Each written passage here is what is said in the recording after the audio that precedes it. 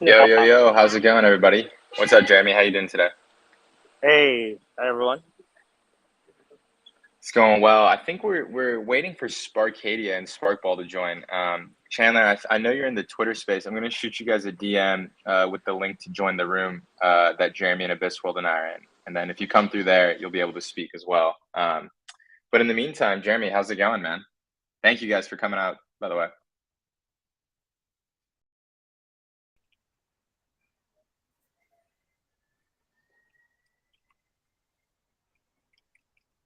Jeremy, can you hear me?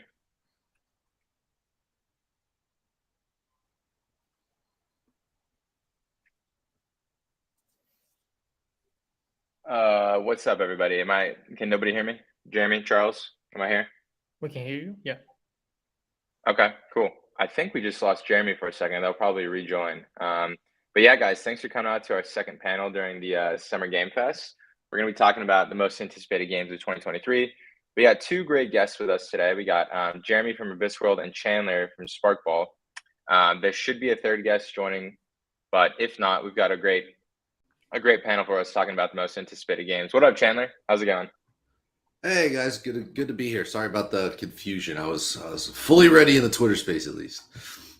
No, all good, all good. We appreciate you coming, and I know it was a really big day for Sparkball. You guys had that esports tournament earlier, correct? Yeah, I am. I'm definitely gassed. It was an adventure. Yeah, we had a 5-hour long 10-team tournament today, but it went really well. So much fun. Yeah, I appreciate you having the energy in the tank to come on for this one. I'm Asia based, so I was watching the VOD a little bit this morning of the tournament. Yeah, I'm super excited. Why don't you we'll kick off with Sparkball. Why don't you tell everyone, what's Sparkball? What's Sparkball? We'll start with that. Yeah, we'll start with that. So Sparkball, we describe it as League of Legends meets Rocket League. It's super fast-paced 4v4. Call it a MO brawler, which is this idea that you control a hero, you have spells, you have items, just like your typical like League of Legends or Dota.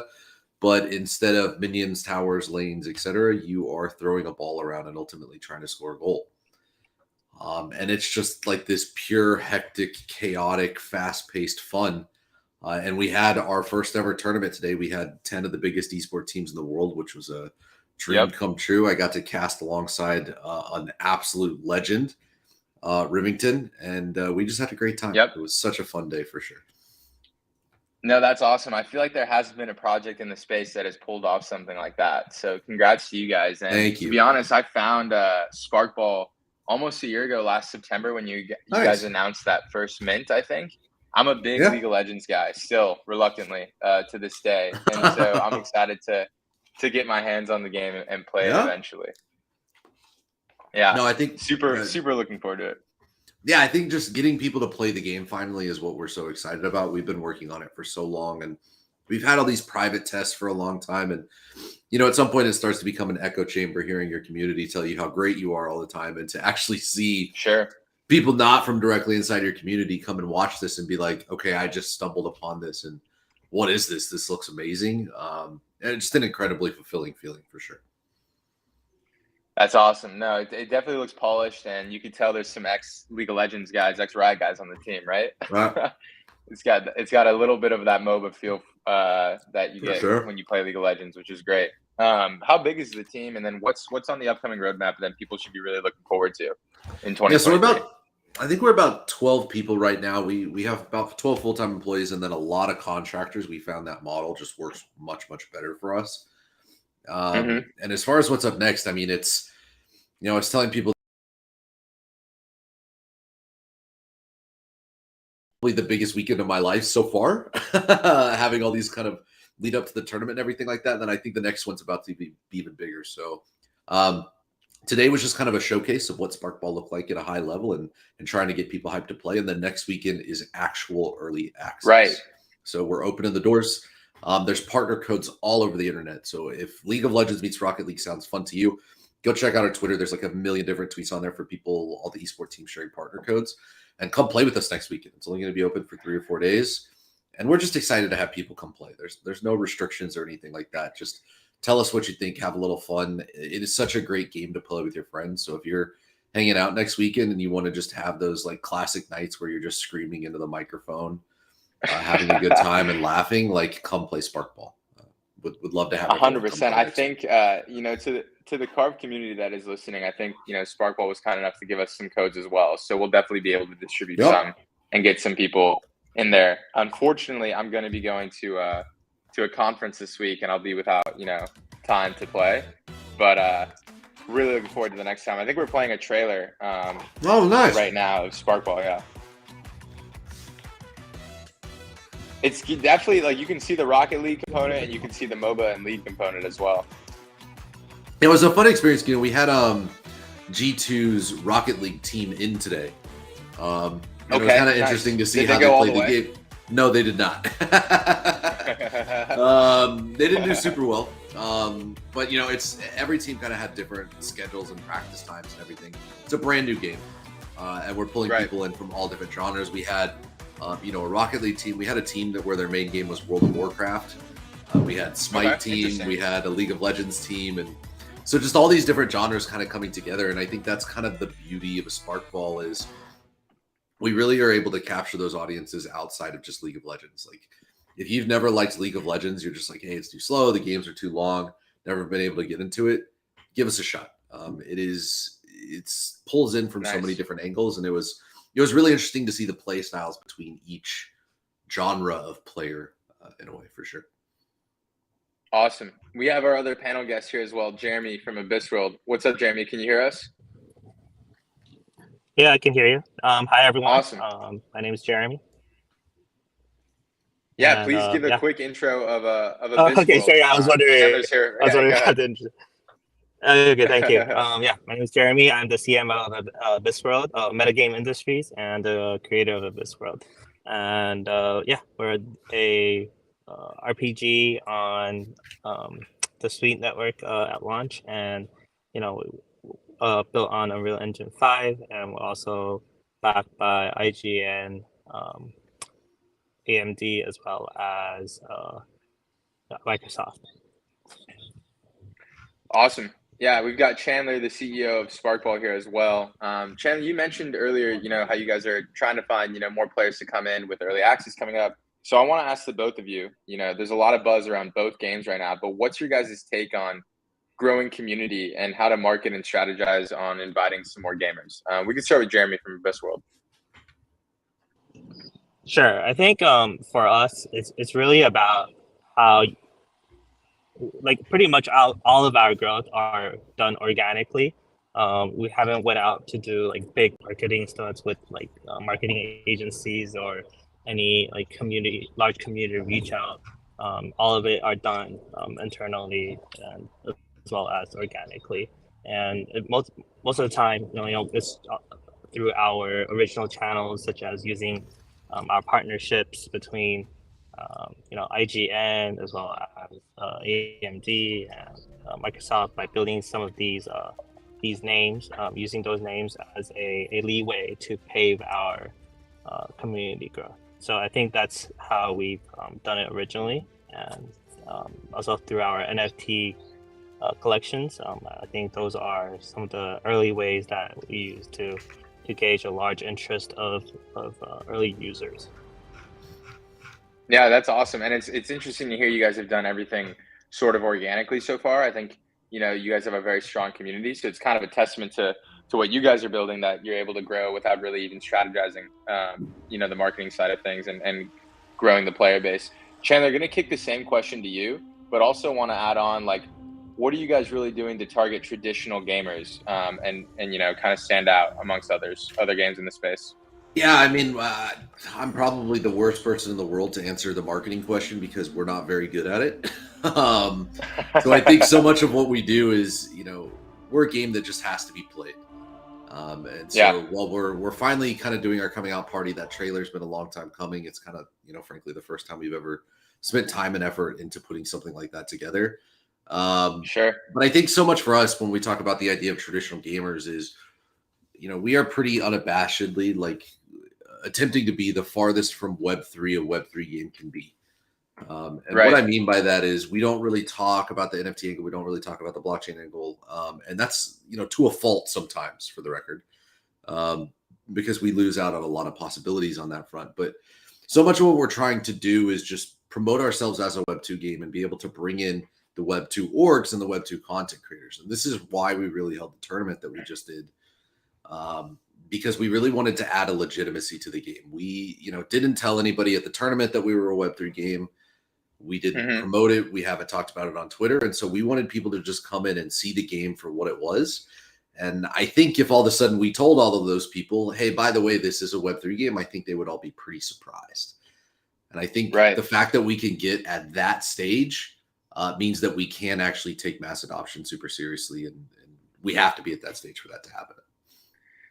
100%. And I think, you did mention it can be to a fault sometimes, but I think it also is, can be successful, right? I think these a lot of Web3 projects out right now just made a Web3 game to, because it's the new flashy technology on the block. But a lot of them forgot about making the game actually fun. So I feel like with your approach, not really bringing it up and letting the gameplay speak for itself is going to pay dividends in the future, because it does look like a really fun game, for sure. I mean, I was just watching the tournament earlier, and there's footage on the screen now, like a lot of stuff going on the screen. It looks like a lot of fun. Yeah, I think the reason I mentioned it to a fault, and we've talked with a couple other games in this space, is there is a huge advantage to leveraging Web3, and being able to build a community through an NFT collection or anything. Being able to pull that speculation in is something that we've never been able to do. It's just not our forte. So I do think kind of that speculative piece to it. And frankly, it's allowed games like us, and I'm sure Abyss World at the same time, to exist in the first place. Yeah. The funding and the engagement with the community and the way you can kind of self-fund at times, we wouldn't exist probably without those elements. I think that's key. So if we want to get more games made, that has to be an opportunity for everyone. I want to follow up on that quick point right there. You want to get more games made. So the Sparkadia IP will have different type of games in the future, right? That's the plan? Yeah, exactly. For the record, I meant just more indie games in general. But yeah, got you. That definitely is a focus for Sparkadia, as well as we think the Web3 element really shines best when we think about IP more than just games. People want to be involved in the ownership of something, and games are fleeting. Games come and go, but IP sticks around. And I think that's and Web3 on that becomes topic, really interesting. On that topic, a couple days ago, we had our this big live stream. Bryson was co-hosting with us. We had about 14 games come through, and one of the main themes I've noticed growing in the space is a lot of people are talking about fleshing out their lore and creating like an expanding universe across their IP. And I think that's a strategy that a lot of games are adopting, because, like you said, games are fleeting. So just giving more players different games with the same IP, the same characters they're familiar with, is really smart moving forward. And a lot of Web2 studios do the same thing. League of Legends, or Riot, League of Legends and Valorant, and I think they're going down the MMORPG route next, if I'm not mistaken. So a lot of cool stuff happening with IP in the space. You guys both have pretty robust teams at your respective studios. How essential do you think prior experience shipping, good quality games is when making a new Web3 project? We can start with you, Chandler. I've had a really interesting experience with this. So I started Sparkball myself probably like 7 years ago. Okay. And I said, I didn't know that. That's impressive. Yeah, how hard can it be to make a video game? And it turns out the answer is really freaking hard. Until you try to make a video game, you have absolutely no idea how difficult it is. Sure.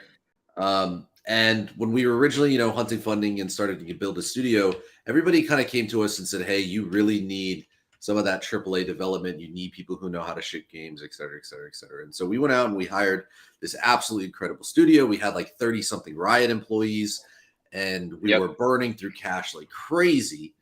And we had all this talent, but it just didn't really come together at all. And we are thriving much more as a smaller studio. So I think, especially in the investment conversations, I think people lean toward finding those teams with that crazy amount of experience. And I think, so much more important than experience to me is drive and passion. I mean, I don't come from the gaming industry. Sure. I had no experience coming into this, and don't get me wrong, it probably would have helped a lot if I had someone with the experience to be able to help me out. But I don't think it's required by any stretch. I think as long as people just like really keep at it, and then get the right advice is really the key. I don't necessarily think it's got to be on the team directly. Great answer. Same question to you, Jeremy. Sure.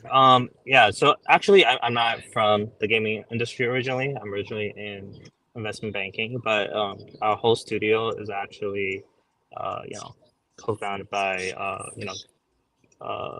game producers as well themselves. Originally, we're working at NetEase, Blizzard, and Tencent. So from their prior experiences, I think that definitely helped contributed in creating a game like ours in terms of its quality. I think what's the most important is they don't really understand. People don't really understand like how long it takes. Like Chandler said here, it's to create a game. Our game was actually in development for almost like 3.5 years by now, and the first year is, by itself is just a lot of it are things that you have to explore in terms of the engine that you are using, some of the lore to be discovered, as well as the battle system itself, right? That took almost like 1.5 years to kind of flesh out everything. And Sure. that's the most important part in terms of a action type of RPG game is the battle system, right? Obviously you can take parts of it from here and there, but obviously it has to be unique. So a lot of people compare our games to, let's say, Dark Souls or even Right. Souls-like. Souls-like, we're actually kind of different. If you actually have played the game itself, it's a little faster in combat. There's more RPG elements to it, and we also have a whole PvP section, and there's also a whole PvE part could go multiplayer as well. So and the handicap is much lower when you compare it to Souls games. So it's actually a whole different type of genre, I would say, in terms of that particular type. And that's something that is done very through very hard work by our studio is to create something that is a different from the market right now. You bring up a good point about game development. Chandler's been working on the game for 7 years. You've been working on it for 3.5. I think as a gamer, we really underestimate how long it takes our studios to pump out quality projects, which is kind of funny. Because I've been in the space for about 2 years, and before I got in, I was one of those people that really thought, pump out these games. Where's Elder Scrolls 6? I mean, Skyrim's going to be 20 years old by the time Elder Scrolls 6 comes out, which is kind of funny. But I also like that both of you aren't really from the video game or don't really have a video game background, but are making incredible games. I think that's awesome to hear as well. Moving on to our next question, as we look ahead to 2023 and 2024, what trends do you guys see in the gaming space? What trends do you see will have the biggest impact on games and how we experience them? We can start with Jeremy and then move on to Chandler for that. Sure. I think, what we're seeing is the type of the games that we're seeing right now that are probably the hottest in the market, right? I think number one is the right IPs, right? So the largest games of this year, what we're seeing, no matter if it's Diablo 4 coming out or, Zelda that is released on the Switch. I think those are all like IPs that have been completely renovated and upgraded as well. And people are playing those games from their childhood, are coming back and wanted to play those games again. And obviously there'll be new players coming in as well. So we're seeing a lot of retro in gaming, and the people actually want to play some games that are more to the ground. And obviously new games will still be out, but I think that's something that we're seeing a bit more recent is the retroness that people want to play some of the games from their childhood, or even like Street Fighter 6 that's making a huge hit in the market right now, and that's what people want to play. That nostalgia factor, yeah. I'm still waiting for Sony to not reboot, but to bring back Jak and Daxter and Sly Cooper. If those come back, I'll be for sure playing the new gen of those games. Chandler, what about you? What trends do you see, really making an impact in the next year or two? Yeah, I mean, I think it's an interesting call out by Jeremy that, so many of the popular games that people are playing right now is either like a 15, 20-year-old game or like a Sure. League of Legends or a RuneScape or a Minecraft, or it's an IP that's 15 to 20 years old. I think that's really, really interesting on kind of how long it takes to build these things up. I mean, as far as trends go, I think what I really, really enjoy seeing lately is kind of the power of, you know, a game like Among Us, which was out for a year and then caught the right kind of stride, and then all of a sudden went absolutely crazy. I think the opportunities for games like that are so powerful. Undertale comes to mind over the last couple of years. I think the trend is going to be, if you make a really, really good game, not having the marketing power is not as punishing as it used to be. And I think that's really what we're banking on as well. So finding ways to have that organic feel to it where, you know, a group of friends can get together and showcase how fun it is. That's happening with BattleBit right now on Steam for anyone who's kind of seen a lot of that happen. Just these games where you watch them or you hear people playing the game and they're just shouting and having so much fun. I really think that's the trend we're going to start to see. These are games that people want to be able to talk about and play together. And even if they don't play together, so you're basically be able to talk about them together. And I think that's pretty huge. Right. You're basically saying as long as the gameplay is fun, don't worry too much about marketing, because, you know, with this era of content creation that we're in and streaming, people will pick it up anyway, and you'll get your marketing. Yeah, you know, I mean, I think it goes both ways. Like, don't get me wrong. I think there's a million good games out there that have never been noticed. And I think what I mean is in order for an indie game to succeed, you kind of have to have, you know, I hate using the word, but like that viral potential. Your gameplay has to be something like that. Like, okay, why did Undertale do so well? Well, it's because like there was absolutely nothing else like it ever. And it was so unique and it was very easily talked about. You could post screenshots and videos and you'd be like, what the hell is this game? What is going on here? This makes no sense. I have to check this out. And so I think it's having those things to stand out. That I think we're going to see a trend. You know, of course, there's going to be the giants. There's always going to be the Riots and the Blizzards and the EAs and all that stuff. But I think being able to support that type of development on the indie level is just going to be so much more interesting as time goes on, for sure. 100%. And on the topic of virality, have you guys seen Only Up and what's been going on the Twitch and I guess everyone's streaming that side of things? You mentioned just like yelling at the screen. I've had a good time in the limited time I've been able to watch. I've had a good time watching some content creators trying to play Only Up. And I'm a little sad I don't have my PC with me right now, because I would definitely be playing these games as well. But moving to our next question, you know, other than Sparkball, other than Abyss World, what are projects you guys are looking at in this space, or Web2 gaming in particular, that are really catching you guys' eye? We can start with you, Chandler. I have not even been looking into video games for like the last 3 months. I mean, I'll say this at the very least, just from the Web3 side. I've always been a little bit of an elitist, because I think what we saw last year is a lot of Web3 games came out and they were just printing money. And you would look at the quality of those games and you're like, I don't know if this is sustainable. I think people might be getting a little bamboozled here. This is going to be tough. This is not going to be good for overall health of Web3 gaming. And, you know, I just kind of felt like, you know, they're not like Sparkball. They're not, you know, taking the game seriously like us. They just want to print NFTs, blah, blah, blah, blah. And then I went to 3XP this year, about a month ago. Really, really great event. And I walked around the floor and it was like, okay, this is no longer the case. This is much more serious. There were so many games that I looked around and saw there. And, you know, I obviously have to look with a critical eye, but there were times where it was like, okay, this you could easily fool people with this. So I think being able to see people spread their wings and like we talked about earlier, I think it just takes time.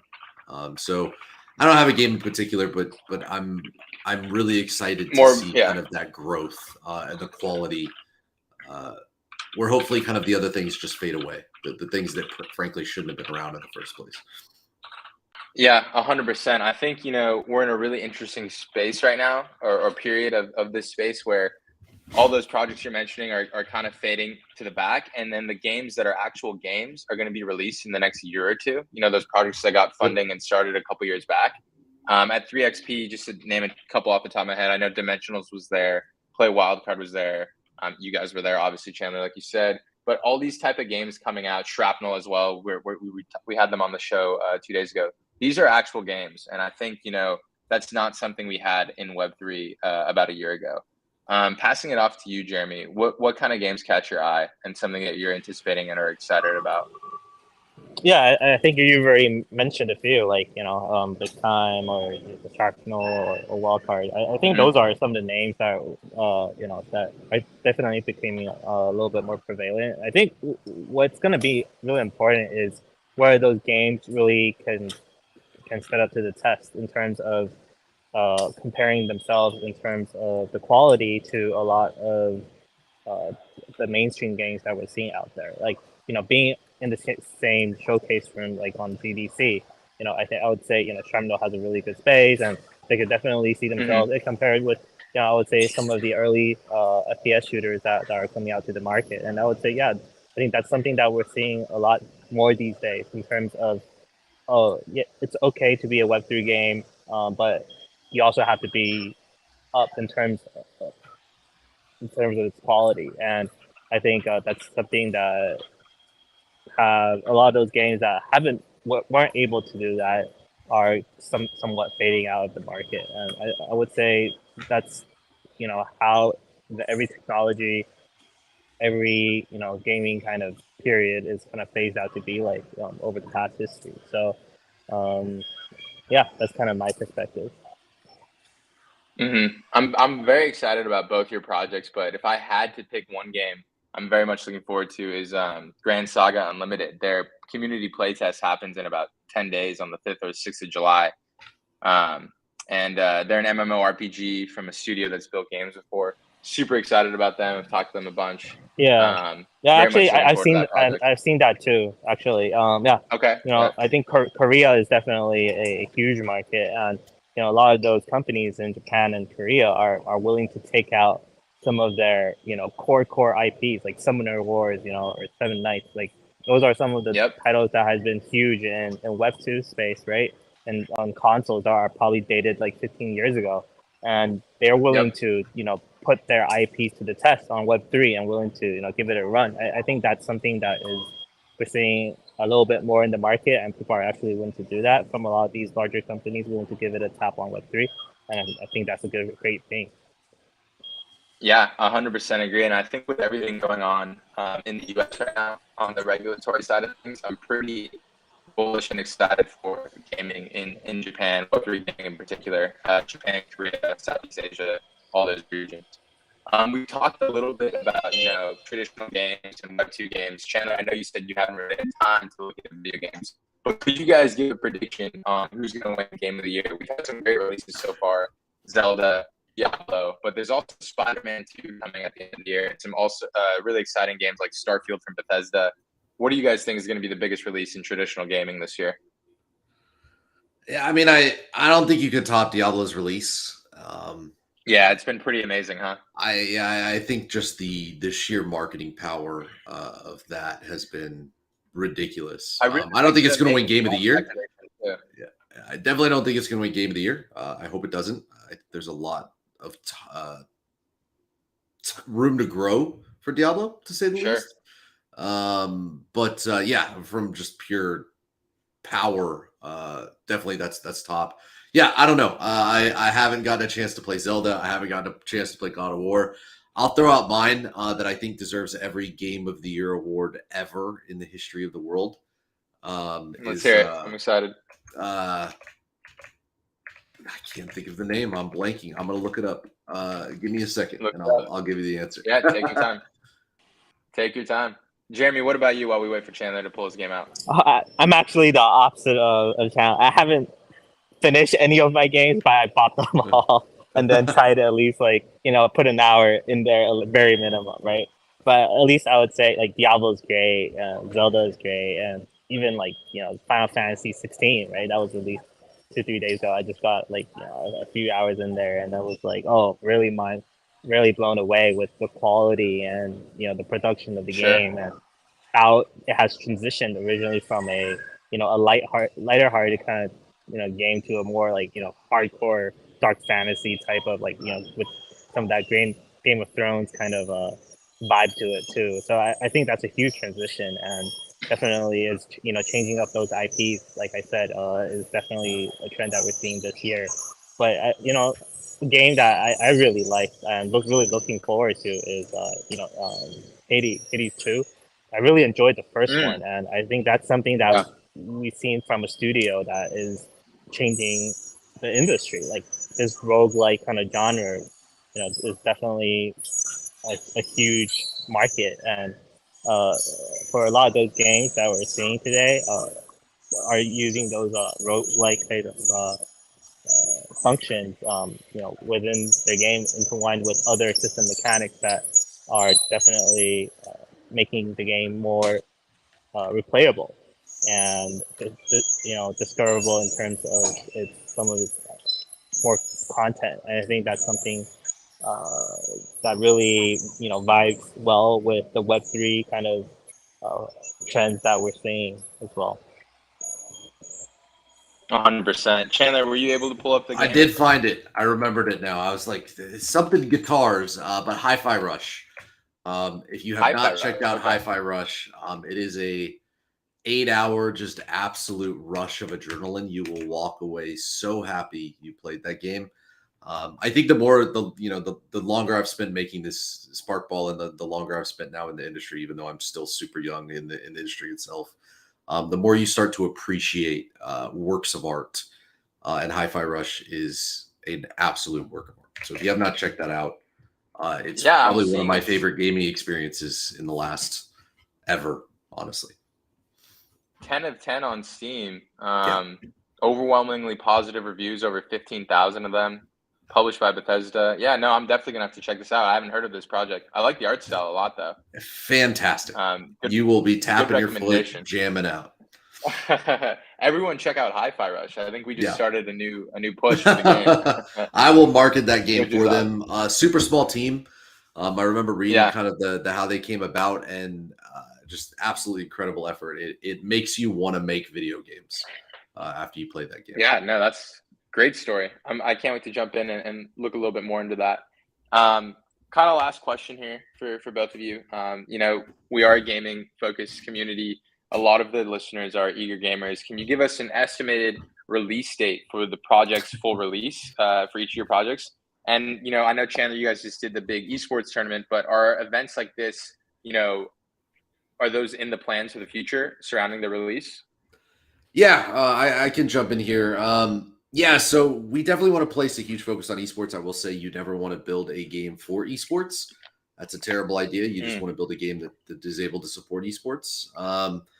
Fortunately for us, every org that participated in our tournament today is already signed up for the next one, which will be nice. several months from now. But it's super exciting to have kind of these groups and finding ways to build esports in a sustainable ecosystem. I think if you follow esports at all, especially in the news, esports is doing absolutely horrible right now. Not a great Correct. market, Yeah. not a good place to be in. So I think finding ways that esports teams can work with developers and being able to support that style of ecosystem is super important to us. So yeah, really, really focused on that aspect. But we've got our early access next weekend. Again, invite everyone to come play there. That's the biggest release. I mean, this is 7 years of work, all culminating toward one weekend. So really, really hyped about that. But we're definitely got a ways to go. But I think for us, Yeah. the really good news, we're let's just say we're a MOBA.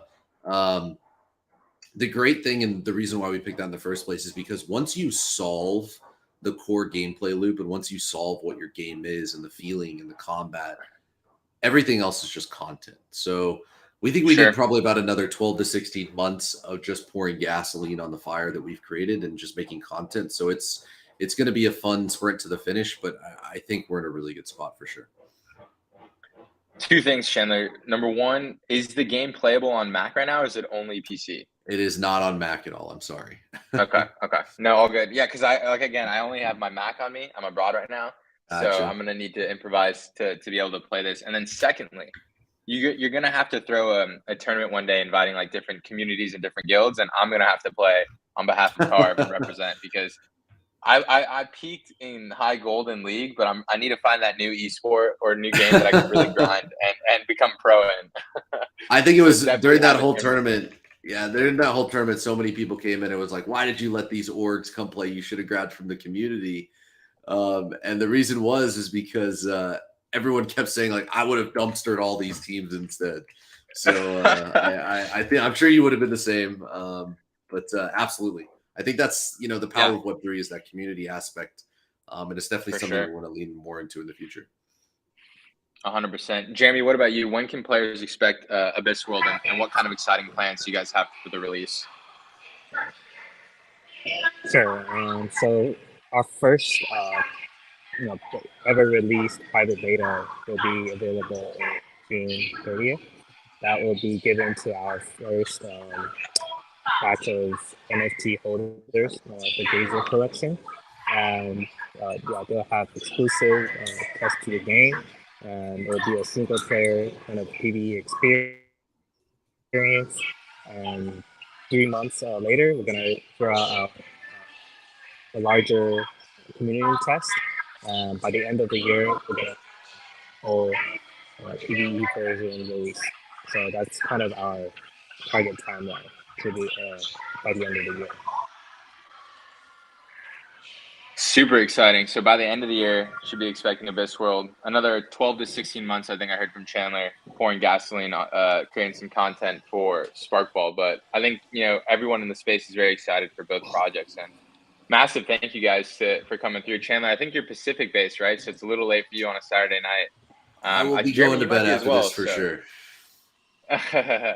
I really appreciate you guys' time. I'll leave it up to you guys. Any closing statements for the audience on either project or anything you want to say? Yeah, no, thank you for having me. It's a great way to end the night. It's been a great day for us, and a great way to end the night for sure. Would just say like, look, everybody, if you like League of Legends, Rocket League, FIFA, name a game in the space, we probably have some elements of it. Come play with us next week. It's completely free. The game is not monetized or anything like that. We're just there to have fun. So if you want to have some fun, Yeah, come try it out. We'd love to have you and tell us what you think. We're super excited. definitely excited about it. And I also think, just before you go, Jeremy, I think Super Strikers, Mario Super Strikers gives me a little bit of a vibe in there as well. There you If go, you know too. that game, Chandler. Yep. Yeah. Go ahead, Jeremy. Yep. Thank you for inviting me, and happy to be on this call. And I would like to thank all of our community members and everyone. Kind of stay tuned for our latest and upcoming release of the beta, and please follow us on our Twitter and Discord. Yeah, so that's pretty much yeah what I have to say today. Yeah, definitely jump into both communities, guys. They're both building great projects, and I'm very excited for both of them. One last thanks to Chandler and Jeremy for coming through, Sparkball and Abyss World. Thanks to the community as well. As you guys know, the Summer Game Fest is going on. We got another 2 weeks of great content coming. And don't forget to mint your badge for this discussion. Thank you guys for coming one more time. It was a blast. Had a really good time chatting to both of you. Thanks, Paul. Thanks, Chandler. Thanks, Thank Jeremy. you. I think we'll wrap it up on our Bye. end. Feel free to leave. Bye, guys.